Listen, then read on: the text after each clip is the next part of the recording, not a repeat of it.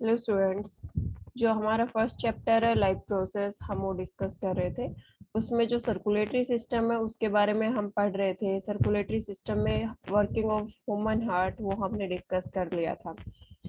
आज हमें पढ़ना है ब्लड वेसल्स के बारे में एंड इसके साथ ही जो लिम्फ के बारे में, लिम्फ नोड्स क्या होते हैं उसके बारे में हमें डिस्कस करना है।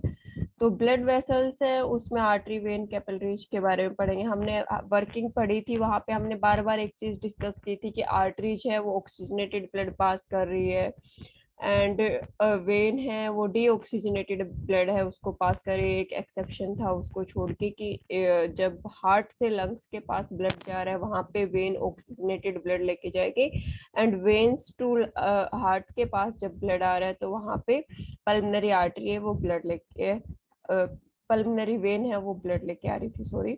पल्मनरी वेन वहां पे ऑक्सीजनेटेड ब्लड लेके आ रही थी और पल्मनरी आर्टरी वहां पे डीऑक्सीजनेटेड। बस ये एक एक्सेप्शन था, अदरवाइज जब बॉडी में ब्लड की सप्लाई हो रही है वहां पे आर्टरी है वो ऑक्सीजनेटेड ब्लड को सप्लाई कर रही है एंड वेन्स है वो डीऑक्सीजनेटेड ब्लड को सप्लाई कर रही है। इसके अलावा जो कैपिलरी है वो क्या होती है, एक जंक्शन है। आर्टरीज एंड वेन्स का एक जंक्शन है, एक ये मीडिएटर की तरह वो काम करती है। तो पहले हम यहाँ से चीजें समझ लेते हैं कि कैसे वो काम करती है एंड कैपिलरीज के पास ब्लड कैसे जाता है, वेन्स के पास ब्लड कैसे आता है और कैसे आर्टरी है वो सप्लाई करेगी ब्लड। तो वो सारी चीजें हम यहाँ पे देख लेते हैं। हमें पता है जो ये रेड कलर है, ये जो रिप्रेजेंटेशन है, ये किसको, आर्टरी को रिप्रेजेंट कर रहा है कि फ्रॉम हार्ट आर्टरी है वो ब्लड लेके जा रही है और बॉडी के पास सप्लाई कर रही है।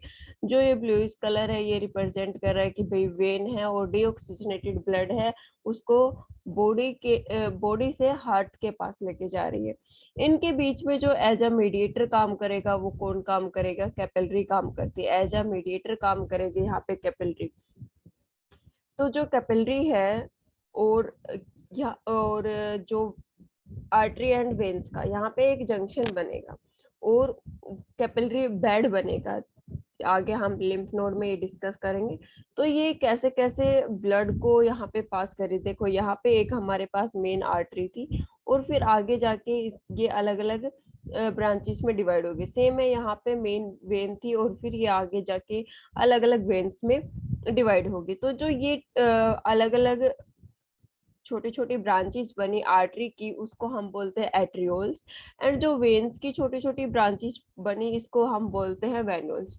तो कैपिलरी का काम है कि वेन्यूल्स, आर्टरी से ब्लड लेके वेन्यूल्स के पास अप्लाई करना और वेन्यूल से ब्लड को लेके आर्टरी के पास अप्लाई करना, एक कंजक्शन। और यहाँ पे प्रेशर डिफरेंस भी आएगा क्योंकि हमें पता है कि आर्टरी है वो क्या करती है, उसमें जो प्रेशर है वो हाई प्रेशर होता है और वेन्स में प्रेशर है वो लो प्रेशर होता है।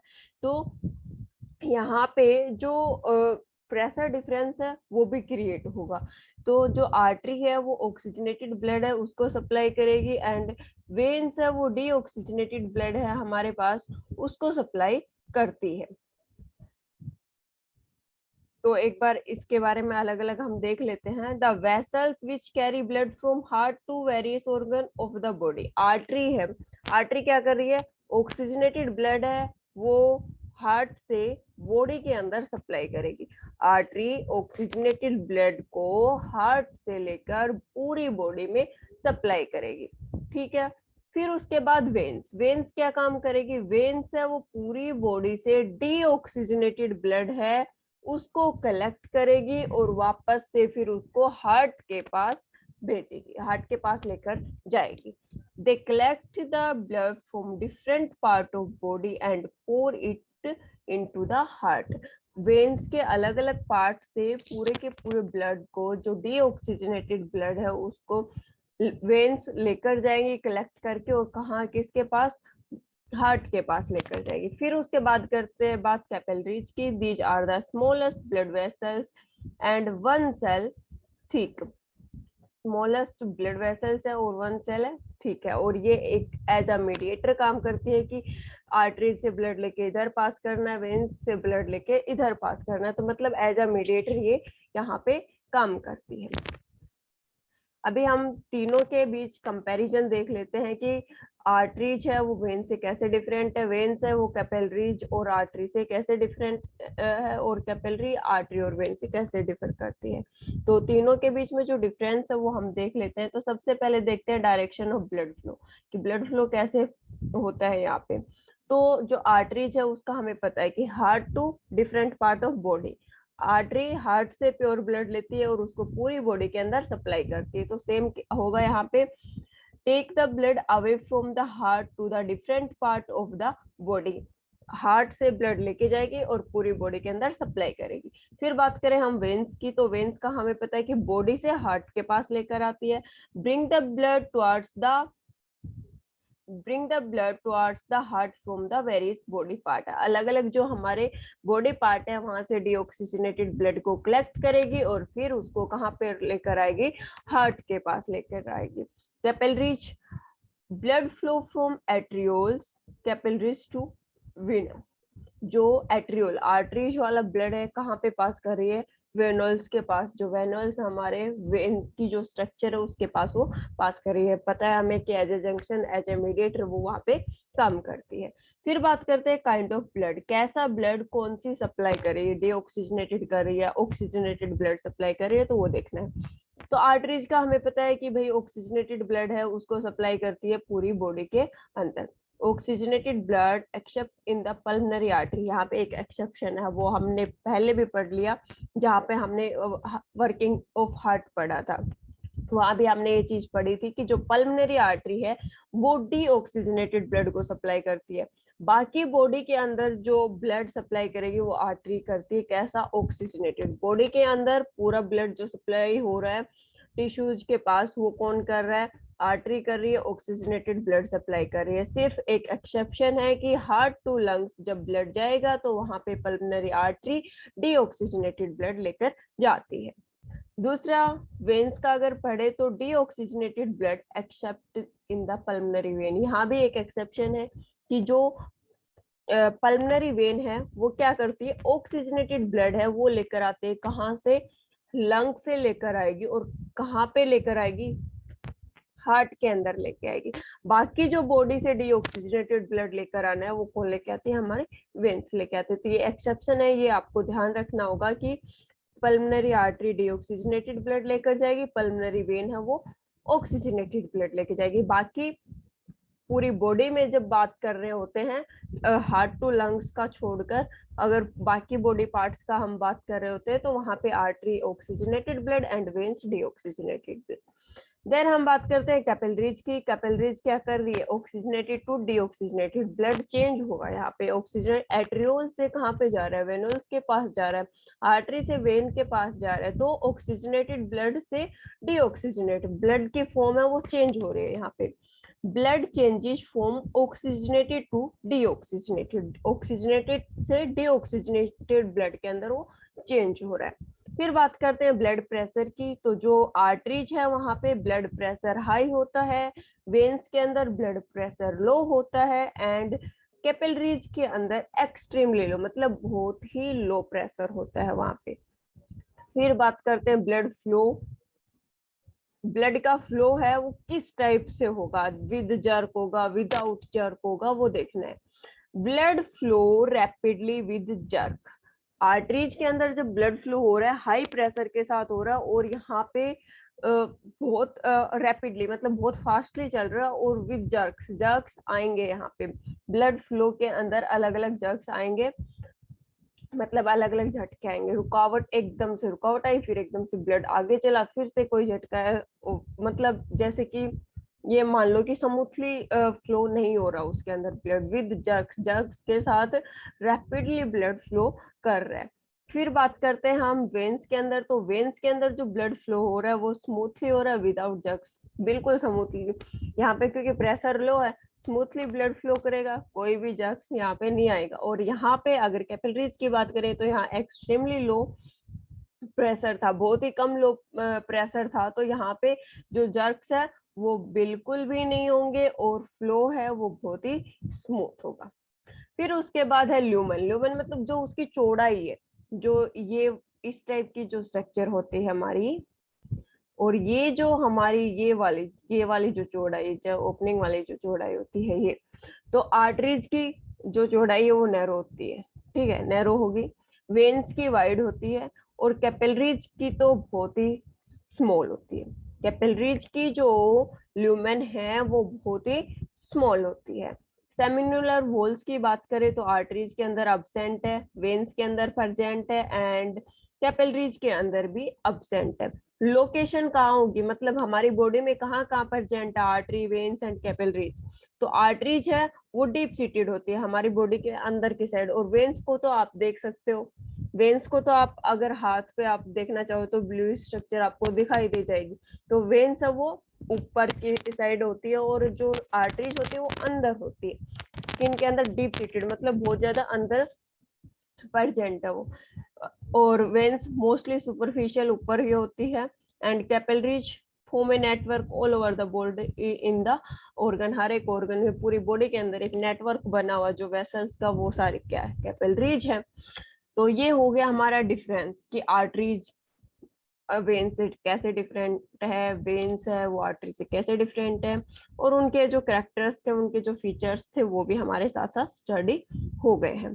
तो ये हो गया हमारा ब्लड वेसल्स के बारे में। अभी हमें देखना है लिम्फ के बारे में कि लिम्फ होता क्या है, उसकी फॉर्मेशन कैसे होती है, और कैसे कैसे उसकी वर्किंग है, वो सारी चीजें हमें आगे डिस्कस करनी है। तो स्टार्ट करते हैं और लिम्फ से। अब तो जो लिम्फ है वो क्या करता है, कई बार आपको चोट लग जाती है तो ब्लड नहीं आता, लेकिन फिर भी वहां पे कुछ टाइम बाद रिकवरी हो जाती है। जैसे कि मान लो ऊपर से स्किन थोड़ी सी खरोच आ गई और हट गई, वहां पे ब्लड नहीं आया, ब्लड नहीं निकला, और लेकिन फिर भी कुछ टाइम बाद वो स्किन है वो वहां पे रिकवर हो जाती है, मतलब सही हो जाता है, वो थोड़ी सी चोट लगी है वो।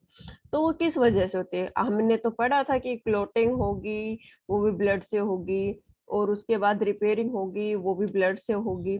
लेकिन यहाँ पे तो ऐसा कुछ नहीं है, यहाँ पे तो क्या, यहाँ पे तो ब्लड ही नहीं निकला तो क्लोटिंग भी नहीं हो रही। इसके अलावा यहाँ पे फिर जो ब्लड नहीं हुआ तो फिर रिपेयरिंग कैसे होगी। तो वही सारा का सारा हमें लिम्फ में पढ़ना है कि लिम्फ कैपिलरीज है वो कैसे काम करेंगी, कैसे प्रोड्यूस होते हैं, कैसे इनकी फॉर्मेशन होती है।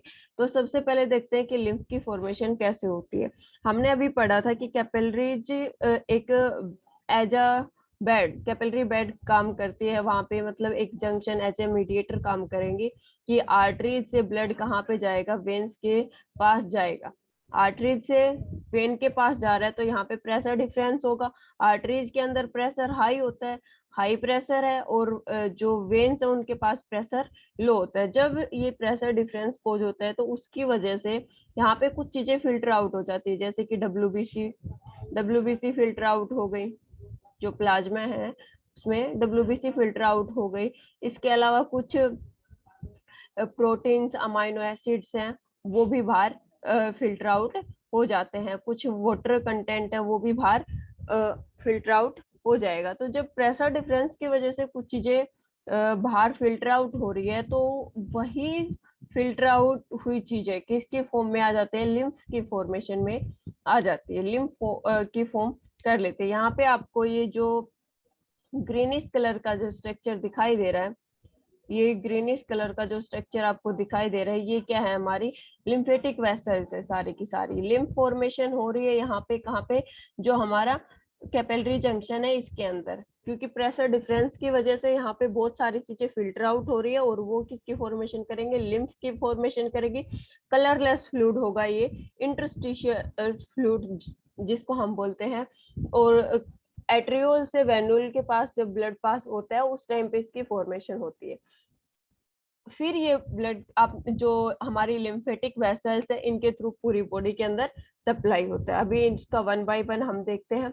सबसे पहले हमें क्या करना है भाई, हमारे पास कैपिलरी जंक्शन है, वहां पे एट्रियोल से ब्लड वेन्यूल्स के पास जा रहा है। वहां पे जब प्रेशर डिफरेंस है उसकी वजह से कुछ एक चीजें फिल्टर आउट होती है। फिल्टर आउट होती है क्या क्या होता है, डब्ल्यूबीसी हो गया, कुछ एक अमाइनो एसिड्स हो गए, वाटर कंटेंट हो गया, इसके अलावा कुछ बायोमोलिक्यूल्स हैं वो भी बाहर रिलीज होते हैं। तो ये सारी चीजें जब बाहर रिलीज होती है ब्लड में से, तो ये सब के सब क्या किसकी फॉर्मेशन करते हैं मिलकर, लिम्फ की फॉर्मेशन करते हैं। और यहाँ पे देखो WBC है, WBC क्या हमारा जो मेन इम्यून सिस्टम को स्ट्रॉन्ग करने का काम है, जितनी भी डिजीज है उनके अगेंस्ट फाइट करने का काम है, वो कौन करती है, WBC करती है। तो अभी जो मैंने बताया था कि भाई चोट लग गई, ब्लड बाहर नहीं आया लेकिन फिर भी रिकवरी हो रही है, तो वो रिकवरी किसकी वजह से है, क्योंकि जो लिम्फ है उसके अंदर क्या प्रेजेंट है, WBC प्रेजेंट है, और वो वहां पे रिपेयरिंग का काम करेगी। तो यहाँ पे जो लिम्फ है उसकी फॉर्मेशन हो गई, फिर वो लिम्फेटिक वेसल्स के थ्रू पूरी बॉडी के अंदर फैलती। जो हमारा टिश्यू शेल्स है उसके अंदर क्या प्रेजेंट है, हमारी लिम्फेटिक वेसल्स भी प्रेजेंट है, ब्लड वेसल्स की तरह लिम्फेटिक वेसल्स भी प्रेजेंट है, जो कि पूरी बॉडी के अंदर जो लिम्फेटिक फ्लूइड है उसको पूरी बॉडी के अंदर सप्लाई करेंगे। अभी हम पूरे इसकी डिटेल देखते हैं। तो सबसे पहले बता रहा है लिम्फ के बारे में। तो लिम्फ है वो क्या है, लिम्फ है जब ब्लड फ्लो हो रहा है कैपिलरीज से के थ्रू आर्टरी टू वेन्स जाएगा, तो वहां पे प्लाज्मा फिल्टर आउट होगा, इंटरस्टिशियल फ्लूइड की फॉर्मेशन होगी, टिश्यू फ्लूइड भी उसको हम बोलते हैं, और लिम्फ तो हम उसको बोलते ही हैं। वही चीजें जो मैंने बताई है। when blood flow into a thin capillaries, some amount of plasma filter out of thin capillaries. This fluid is called the interstitial fluid, tissue fluid or lymph. वही बोल रहा है, ब्लड फ्लो हो रहा है जब थिन कैपिलरीज के through, तो कुछ प्लाज्मा फिल्टर आउट होगा, और उसी फ्लूइड को हम क्या बोलते हैं, इंटरस्टिशियल फ्लूइड बोलते हैं, लिम्फ बोलते हैं, और टिश्यू फ्लूइड भी उसको हम बोलते हैं। लिम्फ है वो क्या है, extra cellular fluid. Interstitial fluid है और उसको और क्या बोला जाता है, एक्स्ट्रा सेलुलर फ्लूइड भी बोला जाता है। इंटरस्टिशियल फ्लूइड क्यों बोला गया, क्योंकि वो हमारी ब्लड वेसल से बाहर निकला है, पहले वो अंदर था उसके बाद वो बाहर निकल रहा है, ठीक है। तो जो इंटरनल स्ट्रक्चर थी उससे बाहर निकल के जो एक्सटर्नल स्ट्रक्चर है उसमें वो फ्लो करेगा। तो एक्स्ट्रा सेलुलर फ्लूइड है, कलरलेस होगा ये। लिम्फोसाइट सेल जो हमारी WBC होती है उसको हम क्या बोलते हैं, लिम्फोसाइट सेल, लिम्फेटिक सेल। उस लिम्फोसाइट लिम्फोसाइट सेल्स है वो, वहां से हमारा फ्लू जो हमारी ल्यूकोसाइट्स होती है WBC, अमाइनो एसिड, वो सारी चीजें उसके अंदर प्रेजेंट रहेंगी, और लिम्फोसाइट सेल्स के थ्रू वो पास होगा, लिम्फेटिक वेसल्स है उनके थ्रू वो पास होगा। Unlike blood, lymph does not contain red plasma corpuscles but contain less plasma protein. इसके अंदर RBC नहीं होती हमारी, रेड ब्लड कार्पसेल्स होती है हमारी, वो नहीं होती इसके अंदर। इसके अंदर WBC मिलेगी, प्लाज्मा प्रोटीन मिलेंगे, वाटर कंटेंट मिलेगा। जो लिम्फेटिक फ्लूइड है उसके अंदर RBC नहीं होगी, इसके अंदर कुछ अमाउंट WBC की होगी, कुछ अमाउंट प्लाज्मा में ब्लड हो गया, हमारे प्रोटीन्स हो गए कुछ, वो उसके अंदर प्रेजेंट मिलेंगे। Lymph flow only in one direction. Lymph है वो क्या कर रहा है, सिर्फ एक ही डायरेक्शन में फ्लो कर रहे हैं। लिम्फ है वो सिर्फ एक ही डायरेक्शन में फ्लो करता है, that is from tissue to heart. और कहां से कहां, टिश्यू से हार्ट के पास में। तो लिम्फ, ये हो गया लिम्फ के बारे में। कैसे कि भाई कैपिलरीज से के अंदर से जब ब्लड फ्लो करेगा, टिश्यू टू वेन्स जब ब्लड जाएगा, तो उस टाइम पे कुछ चीजें फिल्टर आउट होगी, और जो फिल्टर आउट होके जो फ्लूइड है, फिल्टर आउट है जो फ्लूइड, उसको हम बोलते हैं लिम्फ फ्लूइड, इंटरस्टिशियल फ्लूइड। ये एक एक्स्ट्रा सेलुलर फ्लूइड है, कलरलेस होता है, इसके अंदर लिम्फोसाइट सेल्स होती हैं, इसके अंदर RBC प्रेजेंट नहीं होती, प्लाज्मा प्रोटीन WBC ये सारी चीजें प्रेजेंट हैं।